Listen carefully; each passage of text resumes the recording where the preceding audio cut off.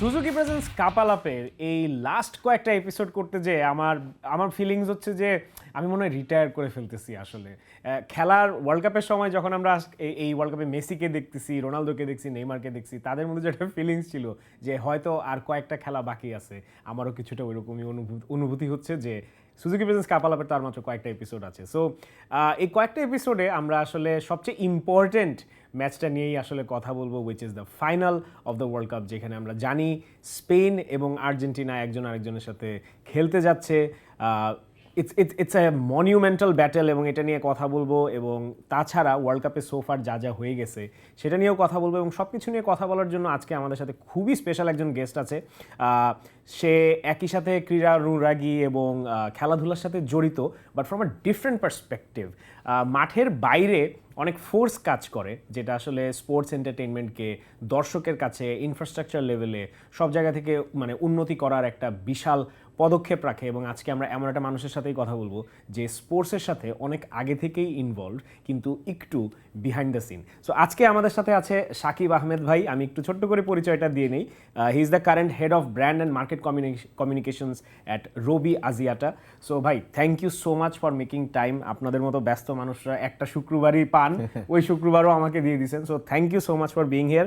And before asking মানে world cup related questions, আমি just খুব কুইকলি জানতে চাই যে কেমন লাগতেছে সোফার, এবং এত ব্যস্ততার মধ্যে কিভাবে এই ওয়ার্ল্ড কাপের সাথে আসলে পেসটা মেনটেন করতে পারতেছেন? First of all thank you Azim আমাকে ইনভাইট করার জন্য। আমি কাপালাপ দেখি, বেশ একটা দুইটা এপিসোড আসলে আমি দেখেছি।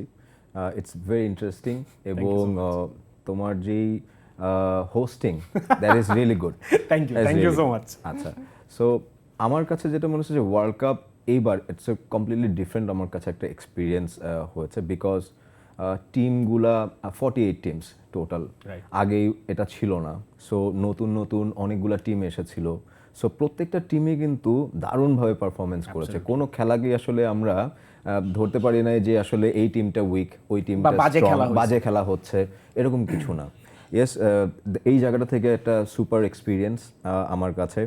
এবং আসলে অফিস টাইমিং এবং খেলার যে timing, that is really difficult to manage. কিছু কিছু খেলায় যেমন অনেক রাতে হয়েছে, ওই খেলাটা দেখে আবার সকালে উঠে অফিস করা, দেন আবার রাতে আবার খেলা দেখে অফিস করা, ইটস কোয়াইট ডিফিকাল্ট। ওই জায়গাটাতে একটু চ্যালেঞ্জ ফেস করছি, বাট যেহেতু আসলে ফুটবল অনেক ভালোবাসি, তারপরেও আসলে এই চ্যালেঞ্জটাকে ওভারকাম করে আসলে ওয়ার্ল্ড কাপ এনজয় করার চেষ্টা করেছি। অ্যাবসলিউটলি। মানে ভাই, ছুটি নিছেন কয়দিন? সত্যি কথা বলতে আমি অ্যানুয়াল লিভ এবার এই মাসেই আসলে এক্সস্ট করে ফেলছি আমি একটু। হ্যাঁ, দ্যাটস অ্যামেজিং। সাকিব ভাই, এই ওয়ার্ল্ড কাপ নিয়ে তো আসলে আমরা অনেক ধরনের কথা শুনতেছি, পজিটিভ এবং নেগেটিভ। সব কিছু ছাপিয়ে আসলে ওয়ার্ল্ড কাপ শুরু হওয়ার আগে যেটা সবচেয়ে বড় হেডলাইন ছিল যে আপনি যেই দলেরই সাপোর্টার হন না কেন, আপনার মনে হয় তিনটা প্লেয়ারের কথা একটা লেভেলে মানে স্বীকার করতেই হবে, মেসি, রোনালদো এবং নেইমার। আপনি তাদের মানে অবদান ফুটবলে আসলে একদমই ওভারলুক করতে পারবেন না। So before the world cup started, আপনার আসলে অ্যাজ আ ফুটবল ফ্যান, এবং আমি জানি আপনি কি পরিমাণ খেলাধুলা পছন্দ করেন, সো ওই জায়গা থেকে একটু হলেও কি ওই ইমোশনটা কাজ করতেছিল যে ওয়ার্ল্ড কাপ থেকেও এইবার বেশি আসলে এই তিনটা প্লেয়ারের বিদায় নিয়ে বেশি মানে হয়তো বা ইমোশন কাজ করবে? হ্যাঁ, ডেফিনেটলি। স্পেশালি মেসি, রোনাল্ডো যেইভাবে আসলে খেলেছে, ওদের কথা চিন্তা করলে মনে হয় যে হ্যাঁ, আমরা আসলে নেক্সট কোনো ভালো প্লেয়ার হয়তো দেখতে পারি, এটাই হয়তো বা লাস্ট। তাদের যে পারফরমেন্স ছিল ওভার দ্য 2 decades, মানে এটাকে আসলে ডিনায়াল করার কোনো কিছু নাই। ইয়েস, নেইমারেরও একটা ইমোশন আছে, বাট নেইমার ইনজুরির মধ্যে ছিল, অনেক কিছু এর মধ্যে চড়াই উতরাইয়ের মধ্যে গিয়েছে সে। ইয়েস, তিনটা প্লেয়ার আসলে এই ইয়েতে যা দিয়েছে গত 2 দশক ধরে, আসলে ডেফিনেটলি একটা ইমোশন তো আসলে কাজ করেছে আমাদের মধ্যে, যে আসলে আমরা এই তিনজনকে হয়তোবা আর দেখবো না, এবং হয়তোবা না, আসলেই হয়তোবা দেখবো না, because Ronaldo 41, Messi 39, Neymar is struggling with the physical fitness and everything. So ওই জায়গাটা থেকে আসলেই আমার কাছে মনে হচ্ছিল যখন শুরু হয়েছিল যে ইয়েস, একটা ওই জিনিসটা কাজ করছিল। আবার একটা সময় মনে হচ্ছিল যে ইস, যদি এরা আসলে কিছু ভালো কিছু করে দেখায়। একজন করে দেখাচ্ছে আপাতত, সো বাকি দুজনকে যে আসলে করে দেখাতে পারে, দ্যাট ডাজন্ট ম্যাটার যে তারা আসলে খারাপ প্লেয়ার হয়ে গেছে, দে আর লেজেন্ডস। মানে আমার মনে হয় এই তিনজনের একজনের আসলে এখন প্রুফ করার আর কিছুই নাই। একজন তার নিজের দলের জন্য হাইয়েস্ট গোল স্কোরার, আরেকজন পৃথিবীর মধ্যে হাইয়েস্ট গোল স্কোরারের তালিকায় চলে মনে হয় যাবেই শেষ পর্যন্ত। এন্ড অন্যদিকে মেসি তো মেসি, এটা আসলে নতুন করে বলার কিছু নাই। আচ্ছা ভাই, আরেকটা জিনিস যেটা আসলে আমার মনে হয় যে এই তিনটা প্লেয়ারের মজার বিষয় হচ্ছে তিনজনকে নিয়ে তো সবচেয়ে বেশি কথা হচ্ছে, তিনজনের একজনও ইউরোপে নাই, একজন ব্রাজিলে খেলে, একজন সৌদিতে খেলে, আরেকজন ইউএসএ তে খেলে। সো এইখান থেকেও আসলে দেখা যায় যে সবসময় যে আমাদের যেটা আমরা বলি যে বড় লিগের খেলোয়াড়রাই আসলে ওয়ার্ল্ড কাপটাকে জমায় বা তারা ইয়ে করে, এটার কিন্তু আমরা একটা চেঞ্জ দেখলাম। স্পেশালি আপনার এবার ব্রাজিলের টিমটাতেও অনেক ব্রাজিলিয়ান লিগের প্লেয়াররা ছিল, আর্জেন্টিনাতেও আমরা দেখলাম যে আর্জেন্টিনার লিগের কিছু প্লেয়াররা আছে। সো এখানে কি আপনার মনে হয় যে ইউরোপিয়ান ফুটবলের যে একটা বিশাল ডমিনেশন, বা আসলে তুমি যদি Manchester United, Barcelona, Real Madrid ওই জায়গা থেকে না আসো, তাহলে আসলে তোমাদেরকে কেউ গণায় ধরবে না, এই জিনিসটা কি আপনার মনে হয় একটু চেঞ্জ হচ্ছে? আমার কাছে মনে হয় এটা চেঞ্জ হচ্ছে, কারণ Latin football is different, right? মানে ওদের খেলার style is different, European football is different, African football is different, right. তিনটা কিন্তু একদম তিন ধরনের ফুটবল তারা প্লে করে। এখন কিন্তু পাওয়ার ফুটবল চলে আসছে, এখন কিন্তু দেখবেন যে ল্যাটিন যে ফুটবলটা, এটার মধ্যে কিন্তু একটা পাওয়ার ফুটবল আছে, এটার মধ্যে কিন্তু একটা ন্যাস্টি ফুটবল আমরা যারা বলি, ফিজিক্যালিটি চলে আসছে। কিন্তু লাস্ট আর্জেন্টিনা ইংল্যান্ডের খেলায় ফার্স্ট হাফ বেসিক্যালি আর্জেন্টিনা কিন্তু ওই পাওয়ার ফুটবল খেলার চেষ্টা করেছে এবং একটা মেন্টাল গেম খেলার চেষ্টা করেছে with the England. Definitely England একটা গোল পেয়ে গিয়েছিল, তারপর আর্জেন্টিনা একটা দারুণ কামব্যাক করেছে because of Messi and the teammates. So আমার কাছে যেটা মনে হয় যে ইউরোপে থাকলে যে আসলে খুব ভালো প্লেয়ার হবে এবং সে টিমে চান্স পাবে, ব্যাপারটা তা না। ইভেন এমন হচ্ছে যে ব্রাজিলিয়ান লিগে খেলছে অথবা আর্জেন্টাইন লিগে খেলছে অথবা অন্য কোনো লিগে খেলছে, তারা কিন্তু অনেক ভালো পারফর্ম করছে এবং তারা কিন্তু ইউরোপিয়ান লিগে তারপরে তাদের মুভমেন্টগুলো হচ্ছে। সো আমার কাছে মনে হয় যে ইউরোপের থেকে যেই প্লেয়ার্সগুলো আমরা আসলে চিন্তা করছি যে এখানেই আসলে সব প্লেয়ার আছে, ব্যাপারটা আসলে তা না। ব্যাপারটা আসলে অন্যান্য জায়গায়ও আমাদের অনেক প্লেয়ার, বিকজ আর্জেন্টিনা, ব্রাজিল যদি আমরা আসলে ফিল করি, এটা আসলে ফুটবলের প্লেয়ারদের আসলে জন্ম দেয়। যদি আমরা ফুটবলকে যদি আমরা আসলে চিন্তা করি, তাহলে আমরা চিন্তা করতে পারি যে এই দুইটা কান্ট্রি থেকে বেস্ট প্লেয়ার্স আসলে বের হয়ে এসেছে। ইউরোপে যে বের হয় তা না, বাট আর্জেন্টিনা, ব্রাজিল অন্য মাত্রায়। এটা আপনি পেলে বলেন, ম্যারাডোনা বলেন, মেসি বলেন, নেইমার, কাকা, যাই বলেন না কেন। সাকিব ভাই, আরেকটা জিনিস আমার মনে হয় জাস্ট একদম সোজা সাপটাই যদি জিজ্ঞেস করি যে এই ওয়ার্ল্ড কাপটা সোফার চ্যালেঞ্জেসগুলো যদি আমরা বাদ দিই, মানে যেটা খুবই অবভিয়াস যে টিকিটের দাম বেশি, অনেক বেশি কমার্শিয়ালাইজেশন হচ্ছে, ওটা হয়তো আপনি একটু খুশি হইতে পারেন, জানি ওই সেগমেন্টে পরে আসবো। বাট ওভারঅল সব কিছু মিলাই এই ওয়ার্ল্ড কাপটা আসলে আপনি কতটুকু অ্যাজ আ ফ্যান আসলে দেখতেছেন, মানে খেলাগুলো কি প্রপারলি আপনার ভালো লাগতেছে কিনা, বা সবকিছু মিলে যে কন্ট্রোভার্সিগুলাই হয়েছে সেটাকে কি সাবসাইড করে আপনি ফুটবল ওয়ার্ল্ড কাপটাকে ফুললি এনজয় করতে পারছেন সোফার? কন্ট্রোভার্সি থাকতেই পারে, কারণ যখন নতুন টেকনোলজি আসে, স্পেশালি ভার নিয়ে অনেক কথাবার্তা হচ্ছে, রাইট? সো ভার হয়তোবা আমরা হয়তোবা অনেক পড়াশোনা করি নাই ভার নিয়ে, বাট ভারের হয়তোবা অনেক নিয়ম কানুন আছে যেটা আমরা আসলে হয়তোবা জানছি না। যেহেতু আসলে ওয়ার্ল্ড কাপে আমরা সবাই খুবই এক্সাইটেড থাকি, সোশ্যাল মিডিয়া এখন অনেক গরম এবং যে কোনো কিছু আসলে বলে দিচ্ছে। সো আমার কাছে সবাই এক্সপার্ট হয়ে গেছে আসলে এখানটাতে। তো আমি মনে করি যে ভার বা নতুন টেকনোলজি যখন আসবে তখন কিছুটা হয়তো বা কন্ট্রোভার্সি থাকলেও থাকতে পারে, বাট এর পরেও ভারের যদি আপনার রুলস অ্যান্ড রেগুলেশনস দেখেন, তখন কিন্তু আপনি আসলে দেখবেন যে যেই কলসগুলো আসলে নেওয়া হয়েছে সেগুলো আসলে নিয়মের মধ্যে থেকেই হয়তো বা নেওয়া হয়েছে।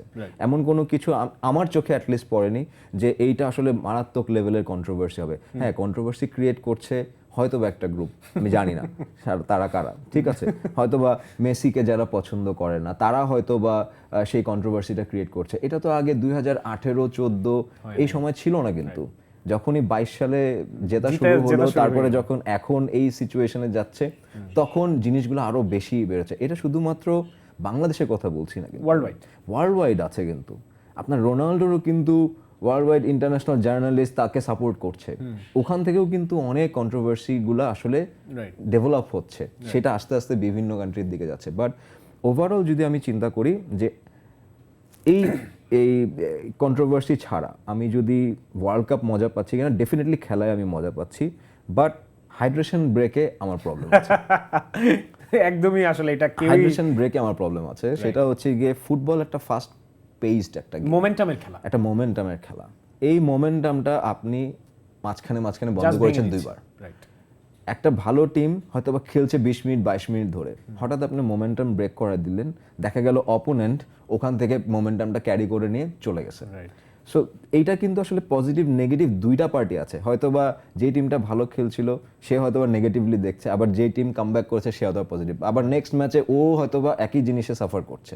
আমার কাছে মনে হচ্ছে যে হাইড্রেশন ব্রেকটা is a problem as a fan আমি মনে করি, এবং যারা আসলে মাঠে খেলছে ডেফিনেটলি অনেকগুলো আমি কমেন্ট দেখেছি, অনেক বিখ্যাত প্লেয়ারই তারা বলেছে যে এই হাইড্রেশন ব্রেকের আসলে দরকার ছিল না, যেখানে আসলে পুরো স্টেডিয়াম ফুললি কাভার্ড, এসি আছে, কোনো ধরনের কোনো প্রবলেম হচ্ছে না, so why there is a hydration break. Absolutely ভাই, আপনারা যখন ব্র্যান্ড থেকে এই ধরনের ওকেশন, এবং world cup is the biggest stage in the entire world, so এখানে আসলে সব ব্র্যান্ডরাই নিজেদের এক্সপোজারটা রাখতে চাবে, নিজেদের একটা মানে কি বলবো ইন্ডিভিজুয়াল একটা জায়গা তুলে ধরতে চাবে। সো হাইড্রেশন ব্রেকের কথা আমরা ব্রেকের আগে বলছিলাম যে এই ব্রেকটা আসলে goes against the philosophy or let's say the flow of football, এবং এটা আমার মনে হয় সবাই বুঝতেই পারছে যে কেন আসলে এই ব্রেকটা ইন্ট্রোডিউস করা হয়েছে। কজ গরমের যেই রিজনটা আসলে দেওয়া হয়েছিল সেটা কিন্তু আসলে সব মাঠে না, এবং অনেকগুলা মাঠে আসলে এয়ার কন্ডিশন মাঠ, সো এখানে এই হাইড্রেশন ব্রেকের কোনো প্রশ্নই আসে না।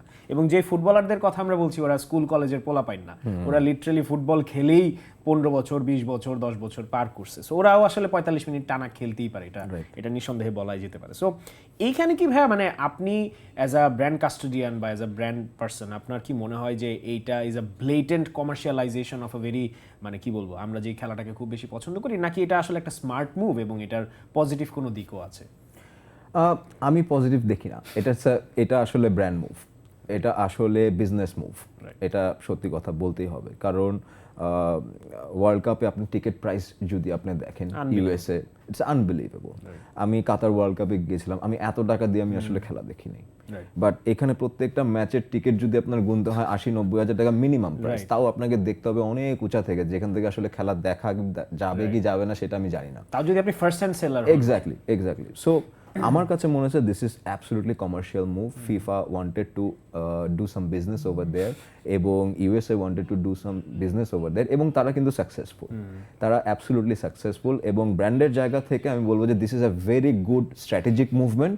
বাট আপনি যদি ফুটবল লাভার হিসেবে আপনি আমাকে দেখতে বলেন, ফুটবল ফ্যান হিসেবে আমি এটাকে কোনোভাবে আসলে আমি সাপোর্ট করি না। আচ্ছা তাহলে ভাই এখানে আপনার দুইটা যে আপনার সিট, ওই দুইটা সিট থেকে আপনাকে আমি সরাই, অ্যাজ অ্যান অডিয়েন্স আপনাকে আমি জিজ্ঞেস করি যে যখন আপনি হাইড্রেশন ব্রেকে যেই ব্র্যান্ডগুলোর কমার্শিয়াল দেখছেন, বাংলাদেশে হয়তো আমরা দেখতেছি না, বাট তখন কি ওই ব্র্যান্ডগুলোর প্রতি আপনার আদৌ ভালো লাগা কাজ করবে, নাকি ওই ব্র্যান্ডগুলোর প্রতি আপনার একটা নেগেটিভ কাইন্ড অফ কাজ করবে? না, আমি অডিয়েন্সের পার্সপেক্টিভ থেকে যদি আমি চিন্তা করি, বিকজ আমার মতন হয়তো বা ফুটবল লাভার সারা বাংলাদেশের মানুষ না, আমরা কিন্তু হয়তো বা গুটি কয়েক মানুষ, আমরা আসলে হ্যাঁ এক্স্যাক্টলি, আমরা হয়তো বা খুবই স্পেসিফিক্যালি ফুটবলকে ভালোবাসি। বাট আপনি যদি আমার ওয়াইফের কথা চিন্তা করেন বা আপনার ওয়াইফের কথা চিন্তা করি যদি আমি, তারা কিন্তু ফুটবলের ওই অংশটুকু ওই অ্যানালাইসিসে ঢুকছে না বা ওই ফিলোসফির ভিতর ঢুকছে না, তারা কিন্তু আসলে একটা দেখছে, এবং এরকম মানুষের সংখ্যাই আসলে বেশি।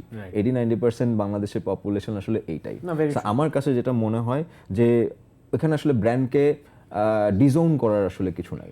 ব্র্যান্ড তারা আসলে লাভ করবে, যে আসলে ব্র্যান্ডকে লাভ করে বা ওই অ্যাড দেখে যে পছন্দ হচ্ছে না আমি ব্র্যান্ড নিব না, এটা আসলে হবে না। অ্যাবসলিউটলি আমার কাছে যেটা মনে হয় যে ওখানে ব্র্যান্ডের নেগেটিভ কোনো কিছু আসলে থাকবে না। ইয়েস, একটা ব্রেক হয়েছে, সেই সময় আমি একটা অ্যাড দেখছি বা দেখছি না বা যাই হোক, বাট এখানে ব্র্যান্ডের আসলে কোনো নেগেটিভ ইমপ্রেশন আসার কথাই না। অ্যাবসলিউটলি, বাট আমি অ্যাজ এ ফুটবল এনথুজিয়াস্ট আমি ওই ব্র্যান্ডের ইলেকট্রোলাইট ড্রিঙ্ক আর কিনবো না।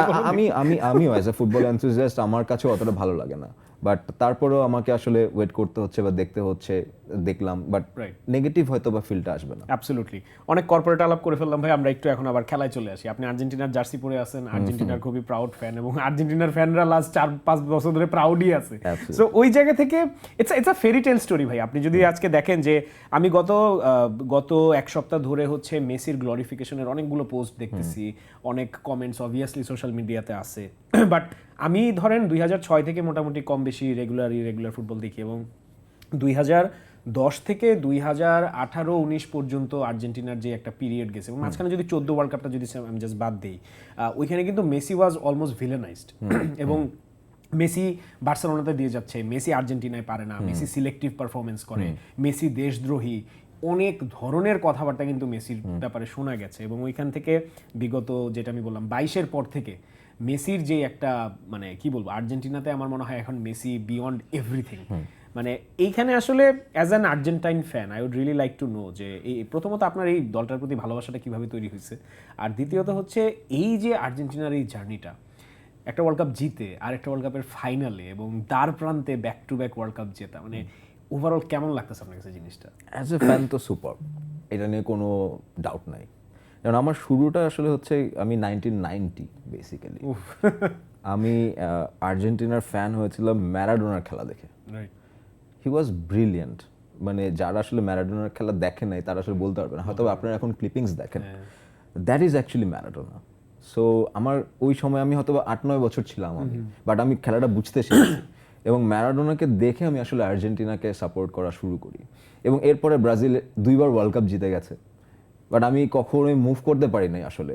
দ্যাট এই জার্সিটার প্রতি আমার একটা কেন জানি ইমোশন কাজ করে এবং ম্যারাডোনার প্রতি একটা ইমোশন কাজ করে। দেন মেসি কেম এবং আমার কাছে যেটা মনে হয়েছে যে 14 সাল যেটা আপনি বলতেছিলেন যে মেসি ওই সময় ন্যাশনাল টিমের জন্য কিছু করছে না, বার্সায় ও দুর্দান্ত পারফরমেন্স, ইয়ারে রেকর্ড গোল সে করছে, ব্যালন ড'র পেয়ে যাচ্ছে, but in the national team he is not performing well. এটার কারণ আছে, এটার কারণটা হচ্ছে গিয়ে তখনকার আর্জেন্টিনার টিম যদি আপনি দেখেন ওই সময়ের মধ্যে মেসি অনেক বেমানান মনে হয়েছিল আমার কাছে। 14 সালে আমার কাছে মনে হচ্ছে যে হিগুয়েন, ডি মারিয়া এরা ছিল, কিন্তু তারপরেও ওভারঅল টিম যদি দেখেন তাদের সেটা কিন্তু ম্যানেজারিয়াল একটা বড় ইস্যু ছিল। অ্যাবসলিউটলি ম্যানেজারিয়াল ইস্যুস ছিল, অনেক ধরনের ইস্যুস ছিল। সো আমার কাছে মনে হচ্ছে যে ওই সময়টা it's a difficult time, but 2022-এ যেটা আসলে মেসি করে দেখেছে দ্যাট ওয়াজ ফেনোমিনাল। ইয়েস, অনেকে বলতে পারে পেনাল্টিতে গোল দিচ্ছে, এটাতে গোল দিচ্ছে, পেনাল্টি হবেই। ভার যখন চলে আসছে পেনাল্টির পরিমাণও বেশি হবে। আগেকার আমলে যদি এই ভার থাকতো তাহলে আরো বেশি পেনাল্টি হতো, অনেক বেশি অফসাইডের গোলও কিন্তু করেছে, ডিসঅ্যালাউ হয়ে যেত। সো এখনকার যদি আমি চিন্তা করি যে 22 এবং 26 দুইটা কিন্তু আসলে দুইটা পার্থক্য আছে। 26-এ আমি নেভার এভার আই ফেল্ট যে 39 বছর বয়সে মেসি এই পারফরমেন্স দিবে। This is unbelievable. Messi is the greatest, এটা নিয়ে কোনো সন্দেহ নাই আমার মনে। মানে এখন আর একটা ডিবেটও না। আমার কাছে মনে হয় যে এইটার ডিবেটটা আসলে ক্লোজড। এই 39 ইয়ার্সে ও যেই কাজটা আসলে করে দেখিয়েছে এবং ইজিপ্টের এগেইনস্টে বলেন ওই সময় যে ফিরে আসা, মেসির কল্যাণে ফিরে আসা, এবং semifinal against England, they are one of the rivals.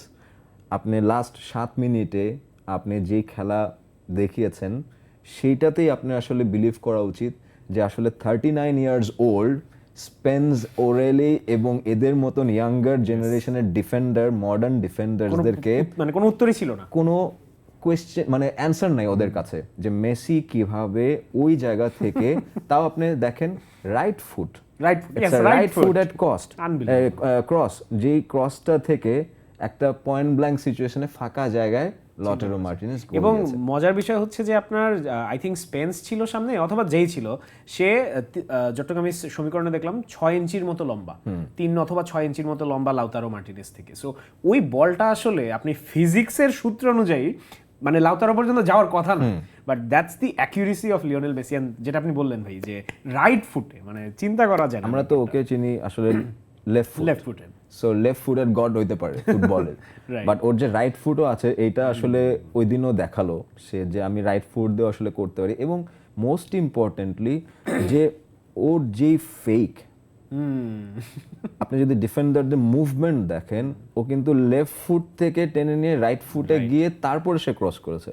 এবং দিস টু জেন্টলম্যান এবং this two players actually didn't have no clue how what he will do. Yes, এবং এটা আমার মানে একদম ক্লাসিক মেসিরও একটা কাইন্ড অফ, যখন বার্সেলোনাতে রাইটে খেলতো, আউট অ্যান্ড আউট রাইটে খেলতো, তখন ওর যে একটা মুভমেন্ট ছিল এন্ড এভরিথিং, কাট ইন করার যে একটা ব্যাপার, ওইরকম একটা ব্যাপার ছিল। Because most of the peak of his career তো আমরা দেখছি যে একটা ফ্রি রোমিং সেন্ট্রাল পজিশনই আসলে মেসি খেলছে। সো এই ওয়ার্ল্ড কাপে রাইটে কিন্তু মেসিকে প্রচুর দেখা যাচ্ছে, এটা আমার জন্য বেশ একটা বড় ফ্ল্যাশব্যাক। সো শাকিব ভাই, ওভারঅল আসলে যখন আর্জেন্টিনার ব্যাপারে কোয়েশ্চেন জিজ্ঞেস করা হয় এই ওয়ার্ল্ড কাপে, মেসির দিকেই কনভারসেশনটা চলে যায়। সো একটু যদি আমরা মেসিকে বাদ রেখে আর্জেন্টিনার ওভারঅল কালেকটিভ পারফরমেন্স, আরেকটা লিওনেল যেটা আছে, লিওনেল স্ক্যালোনি, যে আমি মনে করি যে সমপরিমাণেই আসলে একটা রোল প্লে করে গেছে আর্জেন্টিনার এই রিসেন্ট টাইমের যে সাকসেসটা আছে। সো এখানে ওভারঅল টিমের কম্বিনেশনটা আসলে আপনি কিভাবে দেখতেছেন আর্জেন্টিনার? মানে এখন যেটা দেখছি, মানে আমার কাছে অনেস্টলি আমি বলি, আমি আর্জেন্টিনার এই ইংল্যান্ডের ম্যাচের আগে I didn't like their matches performance because আমার কাছে যেটা মনে হয়েছে যে they are playing very slow football এবং একটা সময় গোল খেলে তারপর আবার তারা গোলের জন্য এগিয়ে যাচ্ছে। ল্যাটিন ফুটবলের যে ন্যাচারাল বিউটিটা ছিল, যেটা আমরা দেখছি ছোটবেলায়, আর্জেন্টিনা হোক বা ব্রাজিল হোক, এই খেলাটা তো অনেক দিন ধরে মিসিং, এটা নিয়ে কোনো ডাউট নাই। এবং the midfield and the defence আর্জেন্টিনার যদি আমি স্পেশালি ডিফেন্সের কথাই বলবো, আমার কাছে কেন জানি মনে হয় this is very vulnerable defence এবং দে আর ভেরি লাকি যে তারা আসলে ওই মেসির কল্যাণেই আসলে তারা প্রত্যেকবার কামব্যাক আসলে করতে পেরেছে। এর বাইরে আসলে কিন্তু কামব্যাক করতে পারার কথা না। হ্যাঁ, তো যাই হোক, আমার কাছে যেটা মনে হয় যে লিওনেল স্কলোনি আমার কাছে মনে হচ্ছে একটু ডিফেন্সিভ এবং ও আসলে সিনিয়রদেরকেই খুব বেশি প্রাধান্য দিচ্ছে। হয়তোবা জুনিয়র ওখানে নিকো পাস ছিল, বার্কো ছিল, অনেকেই হয়তোবা সে ট্রাই করতে চাচ্ছে না। গতবার যদিও সিমিওনিকে ট্রাই করেছে, that is a very brave move এবং he played a pivotal role absolutely. এবং সে আসলে যেই ফুটবলটা আসলে ওকে খেলতে বলছে, ওর কাছ থেকে গোল মনে হয় আশা করে নাই স্কলোনি, ওকে জাস্ট বলছে যে তুমি জাস্ট ওই সাইড তুমি ব্লক করো বিকজ স্পেন্স ইজ দেয়ার এবং ওই জায়গা থেকে গর্ডনও দৌড়াবে, so he has the speed and everything, তুমি খালি ওই জায়গাটাকে ম্যানেজ করো। এবং যদি আপনি খেলা দেখেন, ওখানে কিন্তু ওর টেকনিক্যাল কোনো খেলা ছিল না, কিন্তু ফার্স্ট হাফ আমার কাছে মনে হচ্ছে যে it's going to be a very WWE matches, কেউ একটা লাল কার্ড খেয়ে যাবে। হ্যাঁ, এবং সিমিওনিকে আমার খুব ভয় লাগছিল যে ও যেভাবে আসলে খেলছিল। সো এটা একটা ব্রেভ মুভ ছিল, বাট আমার কাছে তাও মনে হয় যে স্কলোনি ইজ বিট ডিফেন্সিভ। এবং পরবর্তীতে সে অবশ্য যেই চেঞ্জেসগুলো আসলে করেছে, যে ডি পলকে নামিয়েছে, লটারোকে নামিয়েছে এবং কামব্যাকটা করতে পেরেছে, এবং অ্যাট দ্য সেম টাইম ইংল্যান্ডেরও ভুল ছিল আসলে আমার কাছে যেটা মনে হয়। গোলটা খাওয়ার পরে ওরা যেভাবে আসলে ডিফেন্সিভ মোডে চলে গেছে, পেনাল্টি বক্সের ভিতরে 10টা প্লেয়ার চলে গেছে, that is very difficult to contain goals for the very long time. এবং 55 মিনিটে গোলটা হয় অ্যাবসলিউটলি। এবং মেসিকে তখন আরো বেশি স্পেস দিয়ে দিছে, and Messi would have love it যে ও আসলে স্পেস পাচ্ছে, সমানে ও ক্রস করার চেষ্টা করতেছে, ক্রিয়েট করতেছে, ড্রিবল করতেছে, সবকিছু। এবং ওর যে কিলার ক্রসগুলো ছিল, ওখান থেকে আরো আগে গোল পেয়ে যেত ওরা, কিন্তু বারে লেগেছে, হয়েছে, সো দুইটা বারে লেগেছিল সম্ভবত ম্যাকালিস্টারের। But at the same time মেসির এই ক্রস ইজ ডিফারেন্ট, এবং ইংল্যান্ডের ওই ভুল, স্কলোনির কিছু দুর্দান্ত change, that actually bring Argentina in the semi. Shakib ভাই, এখন আপনার সাথে আমি একটা অন্য জিনিস নিয়ে কথা বলতে চাই। সেটা হচ্ছে যে বাংলাদেশে cricket has been the sport for the longest period of time. Then ফুটবলের একটা রিসেন্ট টাইমসে আমরা আপরাইজিং দেখতেছি, হামজার হাত ধরে, শামিতের হাত ধরে আমাদের লোকাল কিছু ব্রিলিয়ান্ট প্লেয়ার্স উঠে আসছে, লাইক মোরসালিন, রাকিব ভাই, জামাল ভুইয়া তো সবসময় ছিল। সো ওই জায়গা থেকে আসলে বাংলাদেশের ফুটবলের এই গণজাগরণ, এবং আপনার কাছ থেকে as a prominent brand marketeer, যেখানে আপনার পার্সোনাল ক্যারিয়ারে আপনি অনেক বেশি স্পোর্টসের সাথে কাজ করছেন, এবং এটা বাংলাদেশ ক্রিকেট টিম হোক, বাংলাদেশ ফুটবল টিম হোক, বাংলাদেশ ক্রিকেটের অ্যাথলিটস হোক, ফুটবলের অ্যাথলিটস হোক, সবার সাথে বিভিন্ন ব্র্যান্ড থেকে আপনি যখন যেখানে কাজ করেছেন, একটা টেন্ডেন্সি ছিল to get into sports, to contribute in sports. So ওই জায়গা থেকে এই মুহূর্তে আসলে আপনার অ্যাজ আ ব্র্যান্ড মার্কেটিয়ারই আমি জানতে চাই যে কী ধরনের একটা রোল আসলে এই ব্র্যান্ডগুলো প্লে করতেছে। বিকজ অনেক ক্ষেত্রেই আসলে সাধারণ দর্শকের কাছে it's just a billboard, it's just an advertisement, but এই যে ক্যাশের ইনফ্লাক্স এবং এই ক্যাশের ইনজেকশন থেকে যে আসলে একটা খেলার ইনফ্রাস্ট্রাকচার ডেভেলপ করা যায়, প্লেয়ারদের জন্য বেটার ইনফরমেশন বা বেটার রিসোর্সেস আনা যায়, ব্রডকাস্টিং ইমপ্রুভ করা যায়। সো এই সবগুলো জায়গা থেকে আসলে খুব সোজা ভাষায় এবং একদম like explaining to let's say 5-year-old-এর মতোই যদি একটু আপনি এই ব্র্যান্ড ইকোসিস্টেমটা স্পোর্টস এন্টারটেইনমেন্ট আসলে কিভাবে কাজ করে। কাজ আসলে ডিপেন্ড করে হচ্ছে গিয়ে খেলাটা কতটুকু পপুলার। সোজা কথা, আমরা প্রথমে কিন্তু ফুটবল অনেক পপুলার ছিল, সেই সময় এত চ্যানেলস ছিল না, এত মার্কেটিং ছিল না, সোশ্যাল মিডিয়া ছিল না, মোস্ট ইম্পর্টেন্টলি সোশ্যাল মিডিয়া ছিল না। ক্রিকেট এরপরে একটা বুমিং জায়গায় চলে গেছে, বিকজ আমরা ক্রিকেটে ওয়ার্ল্ড কাপ খেলছি, ক্রিকেটে এশিয়া কাপ খেলছি, অস্ট্রেলিয়াকে আমরা হারাচ্ছি, ক্রিকেটে আমাদের সাকিব আল হাসান ছিল, ক্রিকেটে তামিম ইকবাল ছিল, ক্রিকেটে আশরাফুলের মতন প্লেয়ার ছিল, ক্রিকেটে আরো নতুন নতুন মাশরাফি ছিল, there are lot of legends actually coming in, এবং ক্রিকেট আমরা ভালো করছিলাম। এবং ব্র্যান্ডগুলো তখনই না আসলে ইন্সপায়ার্ড হয় যখন আসলে একটা জায়গা থেকে রেজাল্ট আসে, রাইট, অ্যাবসলিউটলি, তখনই আপনি কিন্তু ইনভেস্ট করতে যাবেন। যেমন একটা ফিউচার আসে যে আমি এটার আসলে ফিউচার দেখছি, এই ফিউচারটা যদি আমি দেখতে পারি তাহলে as a marketeer, as a brand আমি আসলে ওই জায়গাটাতে ইনভেস্ট করব, যার জন্য ক্রিকেটের ইনভেস্টমেন্ট কিন্তু অনেক হাই ছিল।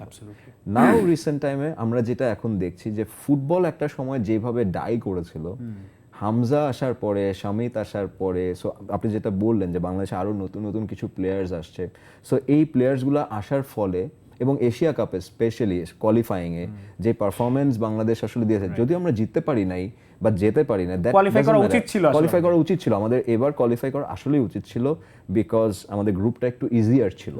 বাট তারপরও বাংলাদেশের মানুষের যে ক্রেজ আপনি যেটা দেখেছেন বা আমি যেটা নিজের চোখে দেখেছি, ইটস কোয়াইট ব্রিলিয়ান্ট। এবং আমার পার্সোনাল ফিলিং হচ্ছে, আমার এখনো মনে আছে ফার্স্ট ম্যাচে যখন বাংলাদেশ খেললো হংকং অর ফার্স্ট ম্যাচ ছিল ইন্ডিয়ার সাথে, না বাংলাদেশে যেটা ছিল সিঙ্গাপুরের সাথে, মনে হয় হংকং, যে কোনো একটা ম্যাচ। আমার সাথে ফুটবল ফেডারেশনে অনেক বিভিন্ন জিনিস নিয়ে আসলে কথাবার্তা হচ্ছিল এবং তখনও কিন্তু তারা স্ট্রাগল করছিল ব্র্যান্ডের এন্ডোর্সমেন্ট নিয়ে। তখনও কিন্তু আসলে একটা দুইটা ব্র্যান্ড ছাড়া আসলে কেউ আসেনি ওই ফার্স্ট ম্যাচের কথা। যখনই ফার্স্ট ম্যাচ শেষ হলো, সেকেন্ড ম্যাচ হলো, কমপ্লিটলি চেঞ্জড। 8টা 10টা 12টা ব্র্যান্ড আমরা মাঠে দেখতে পেয়েছি এবং বিভিন্ন জায়গা থেকে সবার ইনভেস্টমেন্ট আসা শুরু হয়েছে। That credit goes to Bangladesh football federation, that credit goes to Bangladesh ফুটবলের মার্কেটিং টিম। তারা আসলে কিভাবে আসলে দেখছে। সো মার্কেটিংটা খুব ইম্পর্টেন্ট অ্যাজ আ অর্গানাইজেশন। আপনি ক্রিকেট বলেন, ফুটবল বলেন, এই অর্গানাইজেশনগুলার মার্কেটিং যদি আপনি ঠিক মতো না করেন, কোনো ব্র্যান্ড আগাবে না। একটা হচ্ছে কি মার্কেটিং ঠিক করতে হবে, আর একটা হচ্ছে ডেফিনেটলি মানুষ পারফরমেন্স দেখতে চায়, আমরা জিততে চাই। কোনো খেলায় আপনি আসলে হারতে চান না। আপনি আজকে এমনি একটা ম্যাচ খেলতে যান, আমাদের জাস্ট ফ্রেন্ডলি ম্যাচ, আপনি জিততে চাইবেন, যে কোনো মানুষ কিন্তু হারতে চায় না। সো আমরাও মানে আমাদের যেই এনথুজিয়াজম, আমাদের যেই ক্রেজিনেস ইন ক্রিকেট বলেন আর ফুটবল বলেন, আমরা আসলে জিততে চাই। সো এই জেতার যেই গল্পটা, এবং যখনই জিতবেন ব্র্যান্ডগুলো তখনই ওন করা শুরু করে, কারণ ব্র্যান্ডগুলোও জিততে চায় এবং ব্র্যান্ডগুলোও তখন জিতে যায়, জিততে চায় না তখনও তারা জিতে যায়, এবং মানুষ তখন এই ব্র্যান্ডের সাথে কানেক্ট করে যে আরে এটা তো একটা পজিটিভ জিনিস, ও জিতছে, আবার এখানে আমি এই ব্র্যান্ডটাকেও দেখতে পাচ্ছি। So that actually marriage basically. So এইভাবে করেই আমার কাছে মনে হয় যে ব্র্যান্ডগুলা ওইভাবে করে, যে আপনার ব্রডকাস্টিং বলেন, বলেন, সব কিছু মিলায় দেখবেন আপনি ওয়ার্ল্ড কাপের খেলায় আমরা এখন খুব সিলেক্টিভ ম্যাচ কেন চুজ করতে পারি, যে আর্জেন্টিনার ম্যাচ অনেক মানুষ দেখবে, ব্রাজিলের ম্যাচ অনেক মানুষ দেখবে, আমি চাই আমার ব্র্যান্ডটা ওইখানটাতে ইনজেক্ট করুক এবং আমার ব্র্যান্ডটা যাতে দেখা যায়। At the end of the day আমার তো ভিজিবিলিটি চাই, টকেবিলিটি চাই, রাইট? সো এইভাবে করেই আসলে তখন ব্র্যান্ডের কানেকশনটা আসলে তৈরি হয় উইথ দ্য স্পোর্টস। অ্যাবসলিউটলি। এবং আমার মনে হয় দিন শেষে একটা খেলার মান উন্নয়নের জন্য এই যে ব্র্যান্ডের পার্টিসিপেশনটা, এটা একটা প্রাইস, এটা লাগবেই কারণ আপনি ব্র্যান্ডের হেল্প ছাড়া বা আপনার স্পন্সরশিপ ছাড়া একা আসলে জিনিসটাকে ডেভেলপ করা, টিকিট বেচে কত টাকাই বা, অ্যাবসলিউটলি আপনি কয় টাকা আনবেন, আপনি ওয়ার্ল্ড কাপই দেখেন বা আপনি আমাদের সাফ গেমস দেখেন, এশিয়া কাপ দেখেন, সবখানে কিন্তু স্পন্সরদের আসলে একটা মেইন রোল থাকে। সো আপনি যদি এটাকে যতদিন না পর্যন্ত আপনি এটাকে বাড়াতে পারবেন, ততদিন পর্যন্ত আসলে আপনার ওই ইমপ্রুভমেন্টটা কিন্তু আসলে হবে না। হ্যাঁ, অ্যাবসলিউটলি আপনার অর্গানাইজেশনগুলোর জন্য ওই ইনফ্রাস্ট্রাকচার ডেভেলপমেন্ট, এটা তো একটা সরকারি উদ্যোগ আছে বা ওইখানকার অর্গানাইজেশনের উদ্যোগ আছে, ওটা তো করতেই হবে। এবং এটা আপনাকে অ্যাট্রাক্ট করতে হবে হচ্ছে গিয়ে ব্র্যান্ডগুলোর দিকে, যে ভাই আমি এই জিনিসটা তৈরি করছি, আগামী 2 বছরের মধ্যে কিন্তু এরকম একটা ঘটনা ঘটবে, এটা আমরা করতে চাই, আপনি আসেন আমাদের সাথে, জাস্ট হেল্প আস। সো এইভাবে করেই আসলে জিনিসগুলো করা উচিত। এবং আমার মনে হয় শুরু হচ্ছে বাংলাদেশে, স্পেশালি ইন ফুটবল।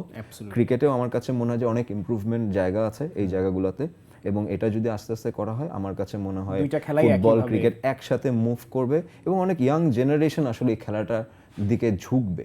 এখন কিন্তু আমার কাছে যেটা মনে হয় যে বাংলাদেশের ক্রিকেটের যে পারফরমেন্স দেখা যাচ্ছে, ইয়াং জেনারেশন হয়তো বা ফিল করছে যে আমি ক্রিকেট খেলবো না, ফুটবলের দিকে যাবো, আমি এখানে যাবো, হতেই পারে। Absolutely, very correctly said. এবং আমি ভাই যেটা বলি হচ্ছে, it works like a cycle, যে দর্শক স্পন্সর আনে, স্পন্সর যখন আসে তখন উন্নতি হয়, তখন উন্নতি থেকে আরও দর্শক আনে, এন্ড দেন আরও স্পন্সর আসে। সো এই সাইকেলটা আসলে মেনটেন করা খুবই ইম্পর্টেন্ট। সাকিব ভাই, খুবই একটা ইম্পর্টেন্ট কথা আপনি বলছেন, যে the next generation. I know you have 3 kids, এবং আপনি যে পরিমাণ খেলা পাগল মানুষ, আই এম শিওর তারাও আসলে ওইটা কিছুটা হইলেও ধার পাবে উত্তরাধিকার সূত্রে। সো আপনার বাচ্চা কাচ্চাদের খেলাধুলার জায়গা থেকে আমি একটা কোয়েশ্চেন করতে চাই, সেটা হচ্ছে যে আমি জানি না ওরা কি খেলা পছন্দ করে বা ওদের আসলে কোথায় কনসেন্ট্রেশনটা বেশি, বাট আপনি কি ওদের তিনজনের একজনকেও বাংলাদেশের নেক্সট ফুটবলার হিসেবে দেখছেন? আমি নেক্সট ফুটবলার হিসেবে দেখবো কিনা আমি জানি না আসলে। It's very difficult honestly speaking, because আমাদের একটা স্ট্রাকচার হয়ে গেছে এরকম যে ফুটবলটা হয়তো বা এই লেভেল থেকে হয় না। ফুটবলটা হয়তো বা একটু গ্রামাঞ্চলের মানুষ থেকে আসবে, অথবা একটু পাহাড়ি এলাকার মানুষজন থেকে আসবে, যারা নিডি তারাই হয়তো বা ফুটবলার হবে। যারা হয়তো বা এই সেকশনে আছে বা এই এসএসসির মধ্যে আছে তারা হয়তো বা হবে না। আমরা এই ফিল্ডটা না করি, আমাদের কাছে না ফার্স্ট প্রায়োরিটিটা থাকে না তোমাকে অনেক পড়াশোনা করতে হবে আগে, তোমাকে এটা করতে হবে, তারপরে তোমার খেলা। যখনই আপনি প্রায়োরিটি এটা করবেন, বাংলাদেশে আসলে ওই ইকোসিস্টেম তৈরি হয় না যে আপনি পড়বেনও আবার আপনি খেলবেনও। আপনি একটা ভালো অর্গানাইজেশনে পড়ছেন, আবার আপনার খেলাও খুব ভালো। সো এটা কিন্তু খুব ডিফিকাল্ট। সো ওই জায়গাটা থেকে আমার কাছে মনে হয় যে আমার ছেলে এখন ক্লাস 9-এ পড়ে, সো ওর মনে হয় ফুটবলার হওয়ার মনে হয় কোনো স্কোপ নাই আমার কাছে যেটা, but he loves to play football. আমি বলছি যে এনজয় করো, ফুটবল খেলো, কোনো অসুবিধা নাই। যেমন আমার বাবা ন্যাশনাল টিমের ক্যাপ্টেন ছিলেন বাংলাদেশের। আমি কিন্তু অনেক ভালো খেলতাম বা এখনো হয়তো বা খেলি, কিন্তু আমার আব্বা আমাকে দেয় নাই, বিকজ আমার আব্বা ওখানকার সাফারার আসলে। এবং সেই জন্যই সে আমাকে বলছে না তুমি ফুটবল খেলো না, তুমি পড়াশোনা করো, তুমি এটা করো, তাহলে চাকরি করো, এটা বেটার তোমার জন্য। আমিও না আসলে আমার ওই পথেই আসলে চলে গেছি, কারণ আমাদের বহু বছরের স্ট্রাকচারটাই আসলে এটা, যে আসলে এই লেভেল থেকে পড়াশোনা করে খেলাধুলা করে আপনি আসলে একটা প্লেয়ার বানাতে পারবেন না। দেখা যাবে কি এখানে আপনি হয়তো বা পড়াশোনাটা বাদ দিয়ে খেলার প্রতি আছে, কিন্তু কতটুকু সম্ভাবনা আছে যে ও আসলে টিমে চান্স পাবে। কারণ এখানে ট্যালেন্টের উপর ডিপেন্ডেন্ট আছে, এখানে আরো অনেক কিছু আছে, ইনফ্রাস্ট্রাকচার আছে, অনেক কিছু আছে। সো ওগুলোর উপর ডিপেন্ড করে আসলে। সেই জন্য আমি বলছি যে ঠিক আছে, you play football, that's fine, no problem. But একটা জিনিস আমি ট্রাই করছি, আমি চাই আমার ছেলে বাংলাদেশের জার্সি পরে খেলুক একটা গেম, একটা ম্যাচ বা একটা টুর্নামেন্ট বা কোনো একটা স্পোর্ট। সেটা হচ্ছে আমি এখন ট্রাই করছি padel tennis. It's a new sport এবং নতুনভাবে আসলে এটা তৈরি হচ্ছে। এই প্যাডেল টেনিসটাকে আমি আসলে খুব সিরিয়াসলি নিয়েছি এবং রিসেন্ট টাইমে আমি ওকে অবশ্য প্র্যাকটিসেই দিয়ে আসছি যে তুমি প্র্যাকটিস করো, you try it, because it has an opportunity. বাংলাদেশে এটার গ্রোথ একদিন না একদিন আসবে। I want to see you to play red and green jersey like your grandfather. আমি তো পারি নাই, তুমি খেলো। That's beautiful. আই থিঙ্ক এখানে রিয়ালিটি আছে, এখানে ইমোশন আছে, এখানে প্র্যাকটিক্যালিটি আছে এবং খুবই সুন্দর করে ভাই জিনিসটা এক্সপ্লেন করলেন যে হয়তো বা আবেগের জায়গা থেকে অনেক কিছু চাইলেই বলা যায়, বাট আসলে এটার জন্য যে ইনফ্রাস্ট্রাকচার দরকার, যে ধরনের একটা পাইপলাইন দরকার, যে ধরনের একটা রাস্তা আসলে হয়তো বা আমাদেরই পেভ করে দিয়ে যেতে হবে ফর দ্য নেক্সট জেনারেশন, সেটা আগে আসতে হবে, তারপরে হয়তো বা আমরা স্বপ্ন দেখতে পারবো। অ্যাবসলিউটলি। যেমন আমার ছোট মেয়েকে, সরি আমি একটু ইন্টারাপ্ট করলাম, আমার ছোট মেয়েকে আমি দিয়েছি জিমন্যাস্টিক্সে এবং আমি চাই যে ও জিমন্যাস্টিক্সে ভালো করবে, বিকজ আমি দেখছি ওর মধ্যে আসলে ওই নেকটা আছে যে জিমন্যাস্টিক করার। So why not, you try it. পারবো কি পারবো না আমি জানি না, হয়তো বা 12 বছর পরের অলিম্পিকে হয়তো আমি আমার মেয়েকে দেখতে চাইবো। আমরা সবাই সেটা চাই। এবং একটা সবচেয়ে ইম্পর্টেন্ট জিনিস যেটা বলে আসলে আজকের এপিসোডটা শেষ করতে হবে, যেটা আপনি বললেন যে সবচেয়ে ইম্পর্টেন্ট বিষয়টা হচ্ছে রেড এন্ড গ্রিন জার্সিটাকে রিপ্রেজেন্ট করা। এটা যেই খেলাই হোক, এটা হোক ক্রিকেট, এটা হোক কাবাডি, হোক ফুটবল, হোক জিমন্যাস্টিক্স। সো শাকিব ভাই, thank you so very much. আরো কথা বলতে পারলে ডেফিনেটলি ভালো লাগতো, বাট আজকে we have to end the episode and thank you again for making time. Absolutely. এবং আমার কাছে খুবই ইন্টারেস্টিং লেগেছে আজিম, আপনার এই প্রোগ্রাম ইজ অ্যাবসলিউটলি ব্রিলিয়ান্ট। খুব ফ্লুয়েন্টলি আসলে কথা বলা যায়, অনেক কিছু মনের মধ্যে থেকে বের করে ফেলার কোনো চাপ নাই। সো আই থিংক আমাকে এখানে ইনভাইট করার জন্য আপনাকে অনেক অনেক ধন্যবাদ। Thank you so much. So guys, আজকের এপিসোডটা এখন শেষ করা লাগতেছে। প্রত্যেক এপিসোডে এটাই বলি যে শেষ করতে ইচ্ছা করতেছে না, বাট কনভারসেশনগুলো আসলে গুছিয়ে আনতে হয় এবং কনভারসেশন চলতে থাকবে। ওয়ার্ল্ড কাপের ম্যাচ কিন্তু কালকে একটা আছে, ভুলে যেয়েন না, তৃতীয় স্থান নির্ধারণী। যদিও খেলাটার কোনো স্টেক নাই, বাট দুইটা ব্রিলিয়ান্ট টিম একজন আরেকজনের এগেনস্টে খেলবে এবং ওই খেলার দিকেও আমরা মুখিয়ে থাকবো, তাকিয়ে আছি এবং আশা করি আপনারা আমাদের নেক্সট এপিসোডের দিকেও তাকিয়ে থাকবেন।